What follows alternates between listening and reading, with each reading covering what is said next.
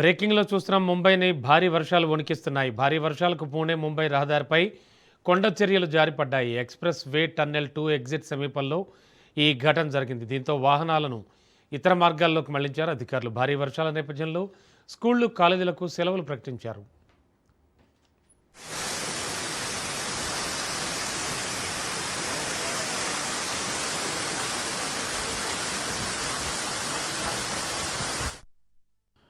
ముంబైలోని పలు ప్రాంతాల్లో 200 మిల్లీమీటర్లకు పైగా వర్షపాతం నమోదైంది. అత్యధికంగా విక్రోలి వెస్ట్లో 310 మిల్లీమీటర్ల వర్షం కురవగా కొలాబా పంపింగ్ స్టేషన్ వద్ద 306 మిల్లీమీటర్లు, ఠాగూర్ నగర్లో 301 మిల్లీమీటర్ల వర్షపాతం నమోదైంది. దీంతో లోతట్టు ప్రాంతాలన్నీ జలమయమయ్యాయి.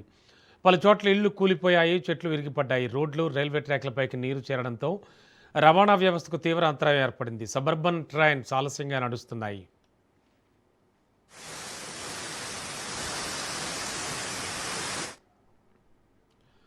భారీ వర్షాల నేపథ్యంలో ప్రజలను బీఎంసీ అప్రమత్తం చేసింది. అత్యవసరమైతే తప్ప ఎవరు ఇళ్ల నుంచి బయటకు రావద్దని సూచించింది. సహాయం కోసం 1916 హెల్ప్ లైన్ నంబర్ను సంప్రదించాలని తెలిపింది. సముద్రంలో 4.19 మీటర్ల ఎత్తున అలలు ఎగిసిపడే అవకాశం ఉందని, తీర ప్రాంత ప్రజలు జాగ్రత్తగా ఉండాలని అధికారులు హెచ్చరించారు. గంటకు 55 నుంచి 65 కిలోమీటర్ల వేగంతో గాలులు వీచే అవకాశం ఉందని వాతావరణ శాఖ పేర్కొంది. థానే, నవీ ముంబై అలాగే పాల్ఘర్ సమీప ప్రాంతాల్లోనూ ఇదే పరిస్థితి ఉంది.